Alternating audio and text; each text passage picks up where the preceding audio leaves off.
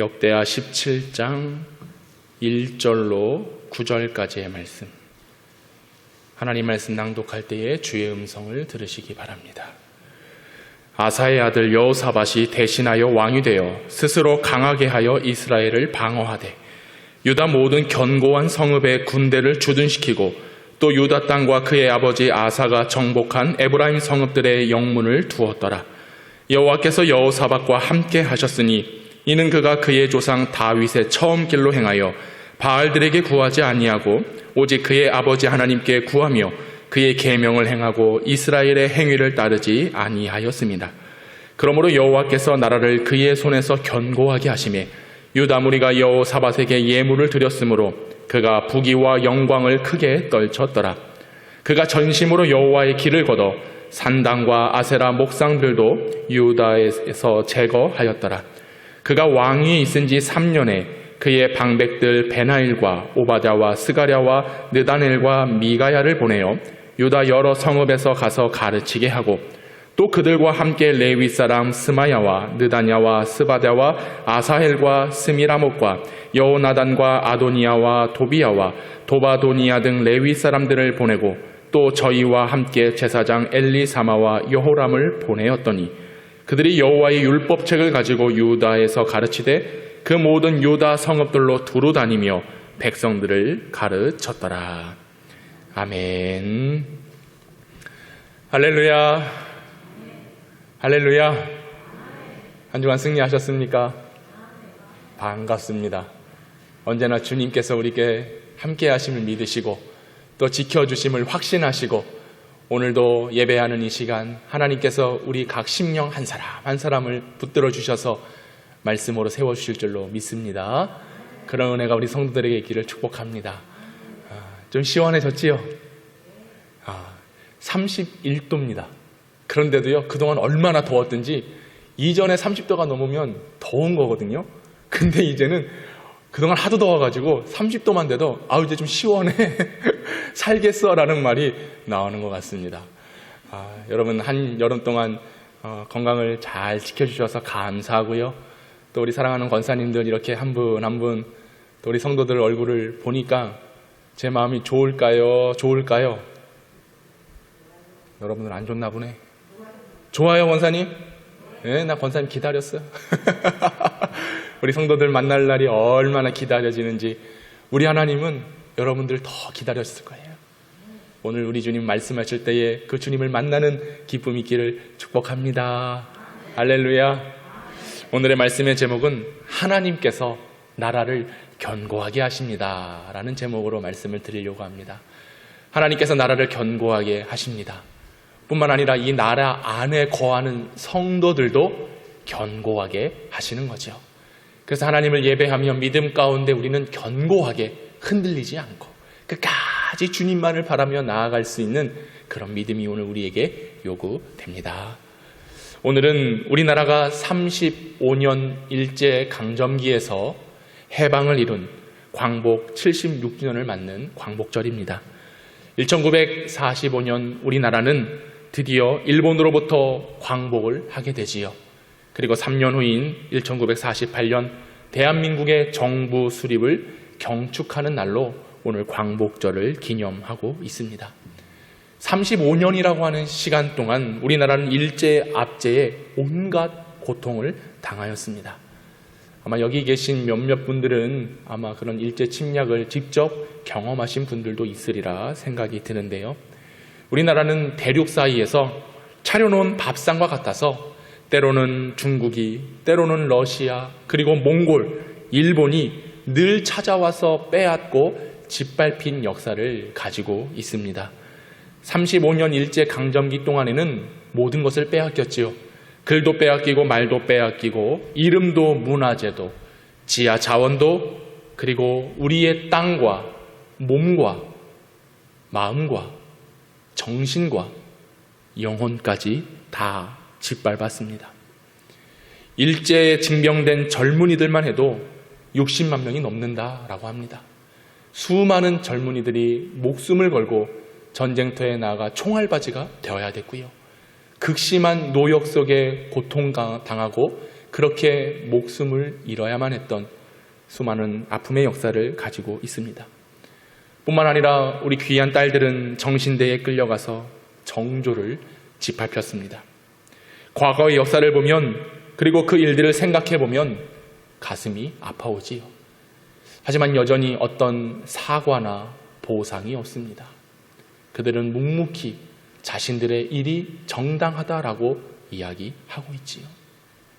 일본은 아직도 우리나라를 그렇게 식민지로 생각을 하는 것 같습니다. 그러나 세계 모두가 인정하는 것은 이제 우리나라가 일본을 앞서고 있습니다. 아픔의 역사, 슬픔의 역사, 생각하면 고통당할 수밖에 없는 그런 역사를 가지고 있지만 이제는 우리는 일본을 뛰어넘어 세계 강국으로 우뚝 서 있다라고 하는 것입니다. 역사의 논리는 항상 약육강식입니다. 힘이 있어야 됩니다.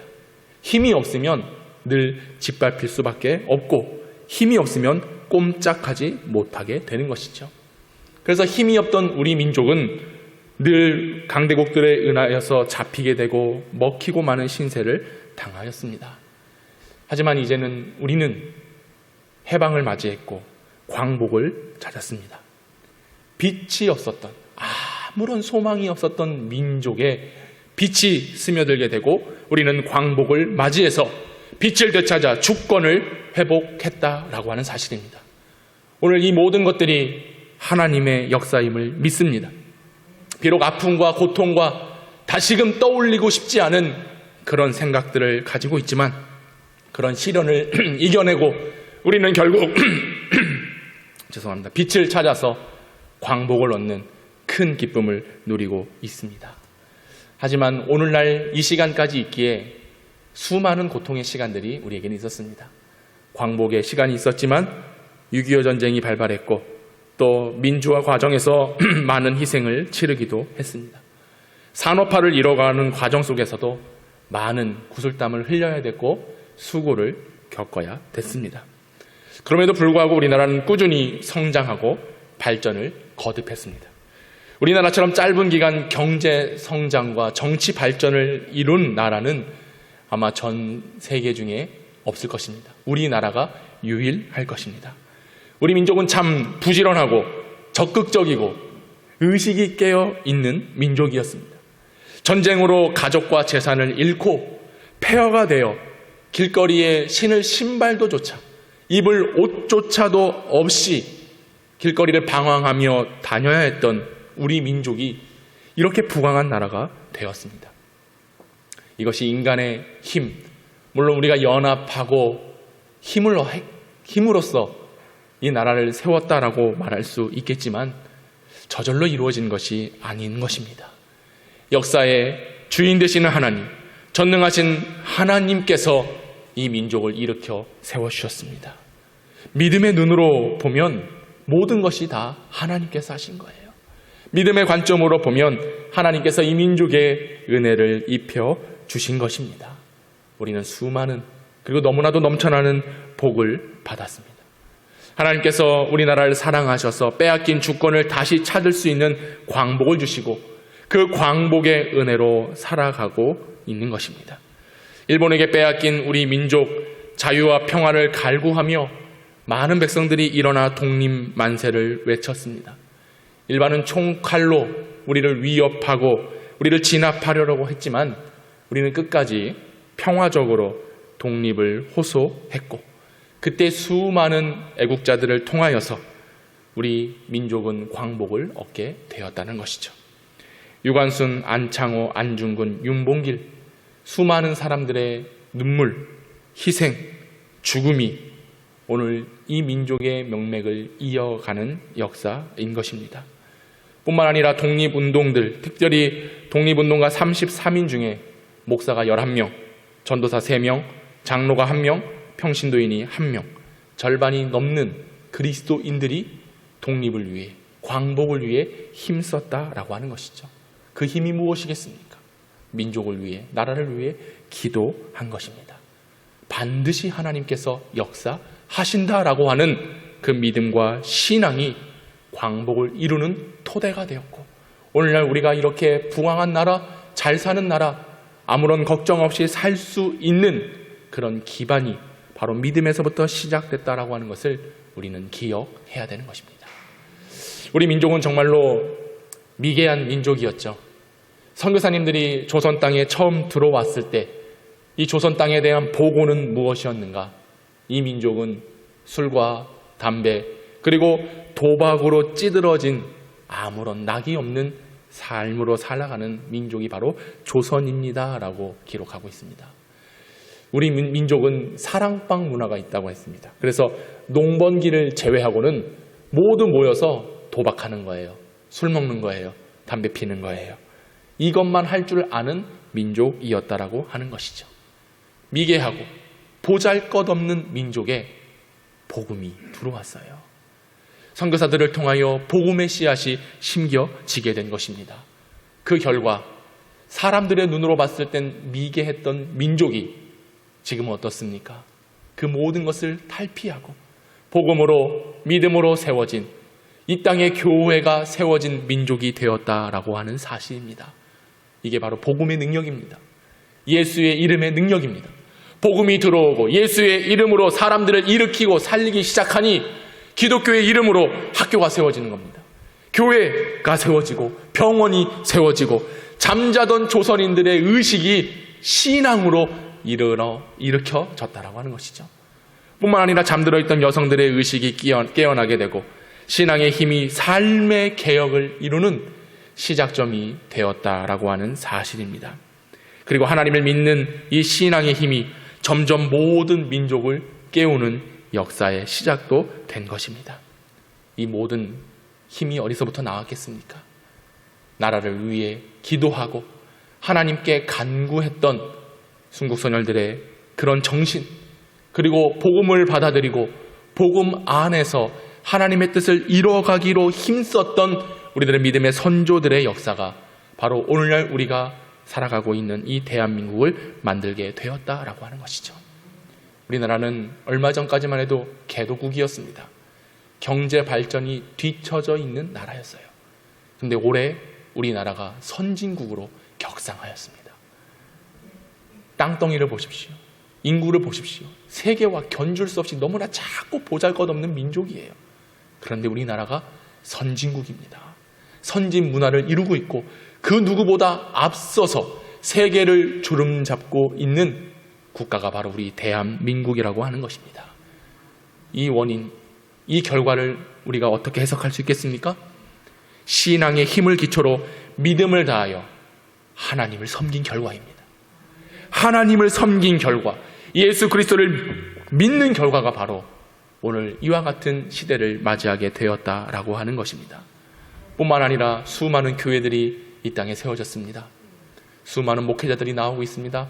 그리고 선교사들이 세계 열방을 향하여 복음의 씨앗을 심고 있습니다. 세계 1위입니다. 뒤처지지 않습니다. 물론 미국이 큰 일을 감당하고 있다곤 하나 우리 민족이 너무나도 큰 일들을 감당하고 있고 더 놀라운 것은 우리 영평교회가 그 일을 하고 있다는 사실입니다. 주변을 보십시오. 우리 교회에 뭐가 있겠습니까? 작고 힘없는 교회. 하지만 우리는 그 누구보다도 그 어떤 교회보다도 선교의 열정을 가지고 선교사님들을 섬기고 그들의 쉴 수 있는 안식처를 제공하고 작지만 부족하지만 선교지를 향하여 기도하여 후원하고 있는 교회.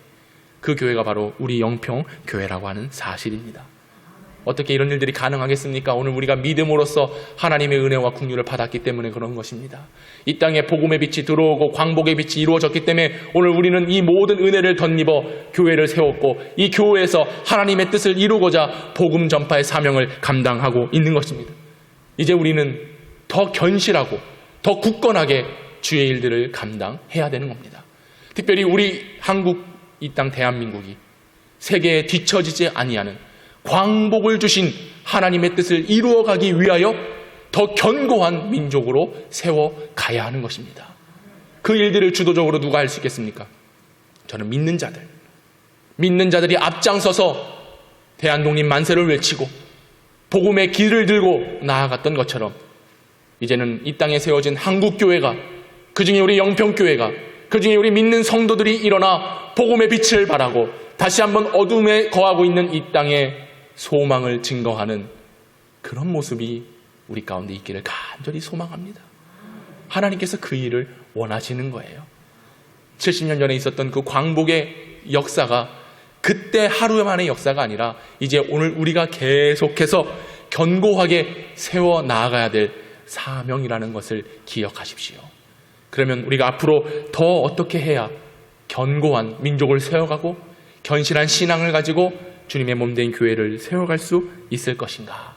그 모든 것은 하나님의 손에 달려 있다라고 하는 것입니다. 오늘 본문 5절 말씀은 이렇게 말씀합니다. 그러므로 여호와께서 나라를 그의 손에서 견고하게 하시매. 여호와께서 그의 나라를 그의 손에 견고하게 하셨다. 사랑하는 여러분, 하나님께서 우리 민족을 견고하게 하십니다. 하나님의 손으로 붙들고 있기에 이제 더 이상 우리 나라는 흔들리지 않고 더 견고하게 서게 될 줄로 믿습니다. 어떻게 이런 일들이 가능하겠습니까?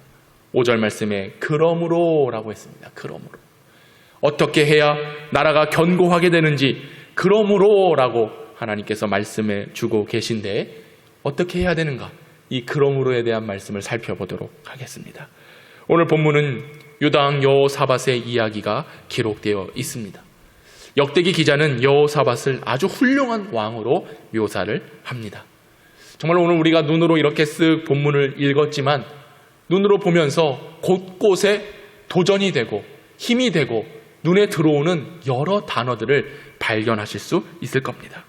1절부터 쭉 보니 왕이 되어 강하게 되었다라고 말씀하고 있으며 3절에는 다윗의 처음 길로 행하여 구하지 아니했다라고 말하고 있고 4절에 오직 하나님 아버지께 구하며 계명을 지켰다. 5절 여호와께서 나라를 그의 손에 견고하게 하셨으므로 그가 예물을 드렸다. 6절 말씀에 여호와의 길을 걸어 산당 아래 아사랴 목상들을 유다에서 제거하였다. 곳곳에 여호사밧이 행한 일들을 우리가 눈으로 보면서 여호사밧이 정말로 믿음으로 굳게 선 사람이구나 라는 것을 보게 되는 것입니다. 여러분, 우리의 신앙도 이렇게 바뀌었으면 좋겠어요. 그 사람을 깊이 알고 깊이 사귀어야 그 사람을 알아야 되지만 그냥 보기만 해도 얼핏 보기만 해도 저 사람 참 믿음의 사람이다, 뭔가 다르다라는 것이 좀 표출되고 나타났으면 좋겠습니다. 제가 그런 사람이 돼야 되고 여러분들이 그런 사람이 되어야 되는 거예요. 그래서 누군가 우리 영평교회를 지나갈 때 이 교회는 그냥 오래돼 보이지만 좋아 보인다라고 그렇게 보여야 되는 거예요. 할렐루야. 오늘 말씀에 여호사밧은 그냥 눈에 보기만 해도 말씀을 슬쩍 보기만 해도 참 귀감이 되고 도전이 되었는데 과연 그 모습이 어떤 모습인가? 우리가 본받아야 될 신앙은 무엇인가를 한번 살펴보도록 하겠습니다.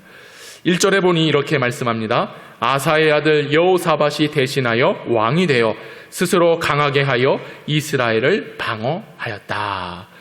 아사의 아들 여호사밧이 왕이 되었다라고 기록하고 있습니다. 여호사밧은 아사의 아들이었습니다. 아사는 41년 동안 남유다를 통치한 왕이었습니다. 여러분, 41년 동안 대통령, 왕이 됐다. 이건요, 그냥 있을 수 있는 일이 아니에요. 그 왕이 얼마나 훌륭했는가를 나타내 보이고 있는 것입니다. 실제로 하나님께서 아사를 사랑하셨습니다. 그래서 이 아사 왕에게 힘을 주시고 능력을 주셔서 유다 땅을 침범하려고 하는 모든 대국들로부터 지켜주셨습니다. 힘을 주셨습니다. 왜냐? 아사는 늘 하나님의 말씀대로 따라 행하였습니다. 그리고 이스라엘에 있는 모든 우상들을 제거해버리고 오직 하나님의 뜻 가운데 하나님만 따르도록 섬겼던 자가 바로 여호사밧의 아버지 아사였습니다. 강력한 왕이었어요. 그러니 41년 동안 나라를 통치하는 왕이 됐던 것 아니겠습니까? 그런데 말년에 문제가 생겨요. 처음과 끝이 참 좋으면 좋겠지만 말년에 문제가 생깁니다. 그 문제가 무엇인가?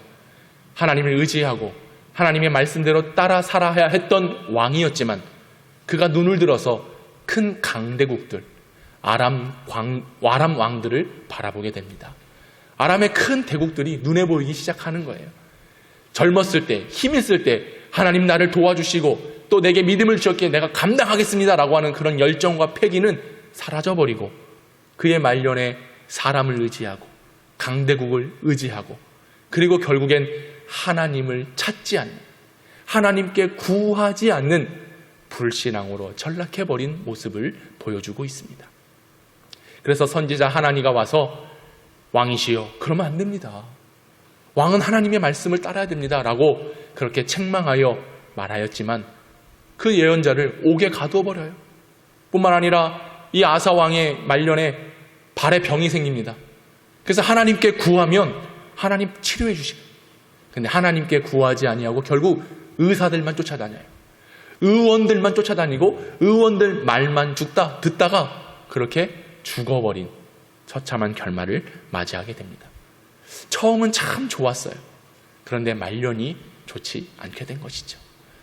여러분, 우리 교회 그리고 여러분들의 삶도 가졌던 그 믿음의 그 견고함이 주님 부르시는 날까지 지속됐으면 좋겠습니다. 그런 생각을 해봐요. 많은 분들이 우리 교회는 이제 연로하신 분들이 많이 계시고 또 연세가 이제는 70을 넘어 80, 이제 90을 바라보시는 분들이 많이 계시다 보니까 어쩌면 힘이 없다, 좀 이 젊은 사람들이 없다라고 생각해 볼 수 있는데, 하나님께서 여러분들에게 생명을 주시고 오늘 이렇게 예배할 수 있도록 기회를 주신 건 무엇이냐? 처음에 젊었을 때만 믿음으로, 젊었을 때만 힘있게 봉사하라고 하나님 불러주신 게 아니라 오늘 이 시간 말씀을 듣는 순간에도 하나님 여러분에게 힘을 공급해 주시고 몸된 교회를 섬기라 라는 사명을 주신 줄로 믿습니다. 아멘 한 사람들은 이제 하나님 더 강건하게 해주실 것이고, 무슨 말이요? 라고 하시는 분들은 그러면 안 돼요. 그렇습니다. 여러분, 저는 비록 사람의 눈과 사람의 생각으로 보면 힘이 없어 보이는 건 맞아요. 청년들이 없고 젊은 세대들이 보이지 않기 때문에 우리 교회는 점점 고령화 교회다라고 말할 수 있겠지만, 아니요, 주님 부르시는 날까지 우리는 힘을 다해 몸된 교회를 섬겨야 되는 것입니다. 여러분, 그럴 준비가 돼 계십니까? 그런 결단이 있으십니까? 아, 이제 내가 은퇴했는데 뭘, 아, 이제 곧 있으면 나 은퇴인데 뭘. 제가 일부에도 말씀드렸지만 여러분이 손 놓으면 그때 끝나요. 아, 이제는 좀 쉬어야 되겠다, 이제 좀 내려놓아야 되겠다 하는 순간 주님 부르세요. 사명이 없는데 뭐 이 땅에 남아있을 이유가 있겠습니까? 여러분, 그래서 간구하셔야 되는 거예요. 내 말년, 내 인생 종착점, 주님 부르시는 그날까지 주시는 힘이 있다고 한다면 열심을 다하여서 몸된 교회를 섬기고 복음을 증거하고 성도들을 사랑하고, 그 일들만 해도요, 여러분은 충분히 사명 감당할 수 있는 거예요. 할렐루야. 여러분, 아사왕과 같은 길을 걷지 않기를 바라겠습니다. 처음만 좋고 마지막이 안 좋은 게 아니라 처음이 좋았으면 마지막도 좋아야 되는 겁니다. 마지막은 더 좋아야 되는 것입니다. 더 잘 되어야 되는 것입니다. 아멘이 있을 줄로 믿습니다. 여러분, 그럴 때 하나님께서 여러분들에게 힘을 주시는, 강건함을 주시는 거예요. 교회 출입할 수 있도록, 더 섬길 수 있도록 주의 권능을 베풀어 주실 줄로 믿습니다. 할렐루야. 제가 전에 있던 교회에서요, 이 재직들 헌신 예배를 드리는데 그날 또 하필 저녁 예배 또 제가 설교하게 돼가지고 재직들 이렇게 설교하면서 어떤 얘기를 했냐, 저 시골 경북에 가면 물안 계곡이라고 있거든요. 근데 그 교회 목사님이 되게 젊으세요. 40대 목사님이신데 그 교인들은 다 80대. 그래서 목사님이 늘 교인들한테, 권사님 하지 마세요, 다치세요, 권사님 하지 마세요, 힘들어요, 권사님 피곤하세요, 하지 마세요, 이런 얘기를 목사님이 하셨대요. 근데 그 80이 넘으신 권사님들이 무슨 얘기를 하냐, 우리 목사님은 다 좋은데 나한테 하지 말라고 하는 소리, 그 소리가 가장 싫다는 거예요. 그래서 저는 말씀드립니다. 권사님 일하세요, 권사님 전도하세요, 권사님 기도하세요, 권사님 교회를 위해 충성하세요. 쌈짓돈 손주만 주지 말고 하나님께 헌신하세요. 네? 하나님 역사하시는 거예요. 제가 이런 설교를 막 했거든요. 그래서 여러분, 나이 들었다고 힘없다고 못하는 게 아니라 마음의 문제입니다. 하십시오. 근데 그 말씀을 듣고 84 되신 새가족 할아버지가 은혜를 받았어. 싫어합니다. 84 되신 할아버지. 그 할아버지께서 새가족이세요.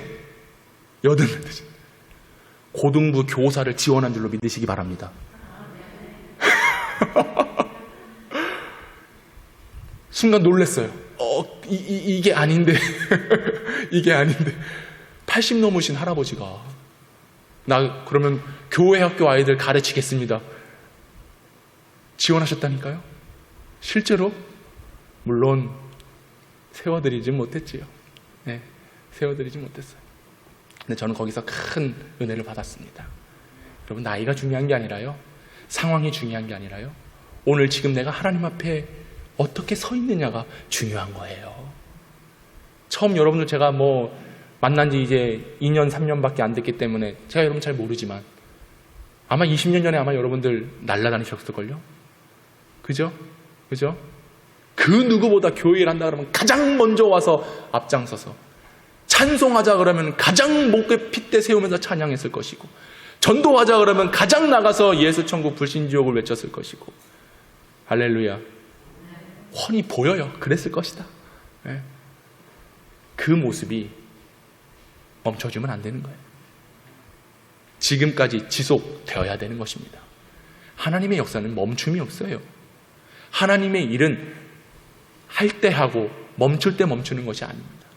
오늘 우리를 늘 힘있게 이끄시고 동력을 주시는 거예요. 그러면 몸된 교회를 위해 감당하고 충성하며 나아갈 때에 하나님 기뻐하시는 건 아니겠습니까? 여러분, 우리가 앞으로와 어떻게 될지는 모르지만 주님의 몸된 교회를 위해서 그렇게 힘써서 결단하여 나아갈 수 있는, 아니 오히려 말년에 더 연합해서 싸우지는 말고, 연합해서 다른 말 하지 말고 좋은 일들만, 그리고 모여서 기도하고 주의 교회를 세워갈 수 있는 그런 우리 성도들 됐으면 좋겠습니다. 여호사밧이 왕이 됐습니다. 비록 아버지 아사는 그렇게 끝을 맺었지만 여호사밧은 달랐습니다. 어떻게 달랐느냐? 오늘 본문 3절과 4절을 보면 이렇게 말씀합니다. 우리 다 같이 한번 읽어보겠습니다. 시작. 여호와께서 여호사밧과 함께 하셨으니 이는 그가 그의 조상 다윗의 처음 길로 행하여 바알들에게 구하지 아니하고 오직 그의 아버지 하나님께 구하며 그의 계명을 행하고 이스라엘의 행위를 따르지 아니하였음이니라. 아멘. 오늘 본문에 나와 있는 이 여호사밧은 철저한 신앙을 가지고 있었습니다. 하나님만 섬겼어요. 그러다 보니 하나님께서 여호사밧과 함께 해주셨습니다. 당시에 북왕국 이스라엘은 일찍이 하나님을 떠나서 우상 숭배에 빠져 있었습니다. 그래서 수많은 유대 왕들이 우상 숭배에 빠져서 그들이 하나님을 온전히 바로 보지 못하고 자신들이 만들어 놓은 우상 앞에 그것이 마치 전부인 양, 신인 것인 양 그렇게 행하였던 많은 왕들이 있었습니다. 그러나 여호사밧은 철저하게 하나님만 섬기며 계명을 지켰습니다. 아무튼 여호사밧이 이스라엘을 따르지 아니하고 그들과 똑같이 우상을 섬기지 아니하고 하나님을 섬겼다라고 하는 것은 매우 훌륭한 것입니다. 그리고 이후에 6절에 보면 그가 전심으로 여호와의 길을 걸어 산당들과 아세라 목상들도 유다에서 제거하였더라라고 말했거든요. 당시에 산당을 왜 세웠느냐? 사람의 편리를 위해서 세웠습니다. 하나님을 제사하고자 하는 지정된 장소, 거기까지 가기가 귀찮아, 하기 싫어. 그러다 보니 자신들과 가장 가까운 곳에 산당을 세우고 거기서 제사를 드렸던 것입니다. 여러분, 이런 나태함, 이런 게으름을 우리가 조심해야 돼요. 사실 좀 제가 강조하는 것은 교회는 가까울수록 좋다. 집과 가까울수록 좋은 거예요. 왜냐하면 예배드릴 처소가 멀리 떨어져 있으면요, 마음이 떨어져요. 사랑하는 남녀의 관계도 그렇지 않습니까? 자주 보고, 연애할 때 자주 통화하고, 자기야 잘 지냈어, 밤 늦중에도, 그죠? 보고 싶어, 이러면 사랑이 싹 트는 거예요. 뭐 안 해봤어요? 안 해보셨다면 마찬가지예요. 하나님과의 관계도, 교회와의 관계도 내가 교회와 가깝게 같이 있어야 거기서 믿음의 힘이 나오는 것이거든요. 근데 자칫 우리가 교회와 가까이 있고 또 때로는 멀리 떨어져 있을 때 중심은 뭐냐면 우리가 이것을 게을리하고 또 너무 편안한 안락한 생활, 나의 생활만을 우선적으로 생각하면 여기에 문제가 생기는 거예요. 산당을 왜 세웠다고요? 자신들의 편리를 위해서. 그러니 여러분, 예배 드리는 것도 우리의 편리 때문에 선택하고 또 제한하고 그런 거 아니겠습니까? 여러분, 교회 마음껏 오십시오. 오셔서 하나님을 예배할 수 있기를 원합니다. 오셔서 함께 연합하는 우리 온 성도들이 됐으면 좋겠습니다. 요즘 편리를 따르다 보니까 아마 이 아세라 그리고 이 산당들이 저는 이 온라인 예배가 아닌가 조심스럽게 진단해 봅니다. 요즘 어쩔 수 없는 상황, 이 코로나 팬데믹이 지속되다 보니까 뭐 총회적으로도 그러고 또 교계적으로도 이제는 이 온라인 시대를 맞이하게 될 교회에 대해서 많은 플랫폼들을 만들고 그런 계획들을 하고 있습니다. 근데 결국 거기에 단점이 뭐가 있겠습니까? 편리함이잖아요. 편리함. 집에서, 차에서, 카페에서, 식당에서 밥 먹으면서도 예배를 드린다고 말해야 될까요? 본다라고 해야 될까요? 드려야 되는 삶이 되어야지만 보게 되는, 그렇게 바뀌게 되는. 그러나 여호사밧은 이 산당들을 제거해 버렸습니다. 하나님 주신 계명대로 안식일을 기억하여 거룩하게 지키라라고 하는, 주 너의 하나님만 섬기라라고 하는 그 계명대로 여호사밧은 따라 살았던 것입니다. 여러분, 우리는 너무나 세상에 치우쳐져 살아갑니다. 세상에 있다 보니 그럴 수밖에 없지요. 그러다 보니 이 나라가 광복을 찾고 주권을 회복하고 자유를 얻은 이 모든 역사를 이제 그저 교과서에나 뉴스에나 신문에나 기록되는 일로 치부한다는 거예요. 오늘 우리가 이렇게 자유를 누릴 수 있는 이 모든 힘은 바로 오늘 우리가 신앙을 지키고 우리의 편리함을 추구하는 것이 아니라 목숨 걸어 예배하는 일, 생명을 다하여 교회를 세우는 일, 그리고 나의 생명조차도 조금 더 귀한 것으로 여기지 아니하고 나아가겠다라고 하는 사도 바울의 그 고백처럼 열방을 향하여 나아가는 그런 믿음의 결단이 우리에게 있어야 되는 겁니다.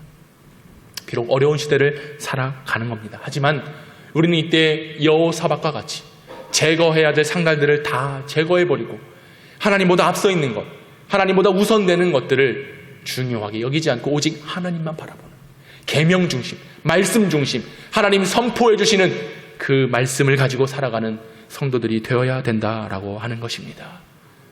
또한 우리가 한 가지 더 강구해야 될 것은 무엇인가? 오늘 3절과 4절에 방금 읽어드렸지만 여호사밧은 바알들에게 구하지 아니했습니다. 하나님께 구하는, 그리하여 다윗의 길로 나아갔던 여호사밧의 모습을 보게 되는 겁니다. 우리 3절 말씀을 다시 한번 읽어보도록 하겠습니다. 3절 시작. 이는 그가 그의 조상 다윗의 처음 길로 행하여 바알들에게 구하지 아니했다. 다윗의 길, 여호사밧은 다윗의 길을 걸어갔던 사람입니다. 이 다윗의 길이란 무엇인가? 열왕들, 이 이스라엘의 왕들을 평가할 때 기준이 있거든요. 그 기준 잣대가 누구이냐? 바로 다윗입니다. 다윗은 하나님 앞에서 왕으로서, 그리고 신앙인으로서, 믿음의 사람으로서 하나님 앞에서 품었던 그 마음이 올고 닿던 사람입니다. 그래서 하나님의 마음에 합당한 믿음의 삶을 살아간 다윗을 일컬어 다윗의 길이다라고 이야기하는 것이죠. 다윗은 자기 소견이나 세상의 상식, 시류를 따라 행하지 아니했습니다. 오직 하나님의 말씀을 표준으로 삼아서 하나님 앞에서 살아갔던 사람이지요. 여호사밧이 다윗의 처음 길로 행하였다라는 것은 그는 하나님 앞에서 서 있었던 사람이라는 것입니다. 여러분, 어디에 서 계십니까? 우리는 오늘 하나님의 거룩하신 말씀 앞에 서 있습니다. 이 말씀 앞에 서 있다라고 하는 것은 내가 온전히 하나님을 믿고 따르겠다라고 하는 생명을 건 믿음의 고백을 다하여 하나님 앞에 예배하는 것입니다. 여러분, 우리는 이것을 잘 알고 있어요. 그러나 아는 것과 행하는 것의 차이는 분명히 있습니다. 아는 것에 그치지 않고 정말로 말씀을 따라 살아가고 하나님 앞에서 하나님을 기쁘시게 하며 하나님 앞에 거룩한 주의 백성들로 살아갈 수 있는 거룩한 성도들 될 수 있기를 간절히 소망합니다. 참으로 알고 있다면 그 알미 삶으로 연결되어야 되는 것입니다. 여호사밧은 다윗의 길로 나아갔습니다. 하나님 앞에 서 있는, 하나님 앞에 서 있으면 죄를 범할 수가 없는 겁니다. 하나님 앞에서는 불신앙을 가질 수 없는 겁니다. 하나님 앞에 설 때에 나는 작아질 수밖에 없습니다. 그러기에 하나님 도와주세요, 하나님 함께 해주세요 라고 울부짖으며 구할 수밖에 없었다라는 것이죠.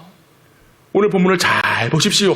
다윗의 처음 길로 행하여 바알들에게 구하지 아니하고 4절에 뭐라고 말씀합니까? 오직 그의 아버지 하나님께 구하며 그의 계명을 행하고 이스라엘의 행위를 따르지 아니했다. 하나님께 구했다라고 하는 것입니다. 여러분, 우리는 이 나라 이 민족이 다시 한번 견고해지고 굳건해지기 위하여 하나님 앞에 살아가는 믿음의 본이 필요합니다. 그리고 하나님 앞에서 울부짖어야 되는 거예요. 구해야 되는 겁니다. 이 세상의 우상이 무엇이겠습니까? 저는 사람이라고 봐요. 점점점 이 시대와 세상은 사람이 먼저다라고 얘기하거든요. 사람이 우선이다라고 얘기합니다. 그래서 사람에게 소망을 찾아요. 사람이 우상이 돼버렸습니다. 대통령 잘 뽑아야 되죠. 그러다 보니 이제 대권 주자로 나오는 많은 사람들, 어떤 사람이 지지율이 높네, 지지율이 낮네, 이 사람이 돼야 되네, 말아야 되네, 사람을 추종하며 사람을 따라다닌단 말이에요. 여러분, 그런다고 달라집니까? 하나도 안 달라져요. 하나도. 변화되는 거 하나도 없어요. 더 힘들어지는 거예요. 여러분, 사람에게 소망이 있는 게 아닙니다. 하나님께 소망이 있습니다. 우상 바알에게 구하는 것이 아닙니다. 하나님께 구해야 되는 것입니다. 누구를 의지합니까? 사람 의지하는 순간 우상이 돼버리는 거예요. 물론 내가 좋아하고 지지하는 사람이 있을 수 있어요. 거기에 소망은 없다는 것을 기억하셔야 됩니다. 물론 내가 지지해 줄 수 있죠. 그러나 그 속에 내 마음을 담고 있다고 한다면 그때부터 우상이 되는 겁니다. 사람들을 아무리 환호해봤자 아무런 소망이 없는 게 바로 인간이라고 하는 것입니다. 여러분 마음속에 누구를 의지하며 누구한테 부르짖으며 누구를 구하고 있습니까? 정권이 바뀌면 잘 될까요? 국회의원 잘 뽑으면 잘 될까요?